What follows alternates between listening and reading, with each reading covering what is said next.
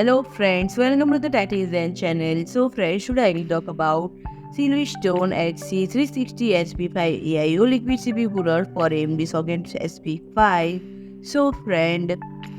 the workstation based on EPYC's Zenova and Zenova X processor and its upcoming Ryzen Threadripper HDD processor, assuming AMD sticks to this socket infrastructure, and the cooler features a copper water block that optimized for the chiplet design of socket SP5 processor, considering the hottest components and are towards to the edge, and the central region has the relatively cooler SIOD, and the block does not have an integrated pump, which makes it work unit capable. And friend, the block is made of nickel-plated copper with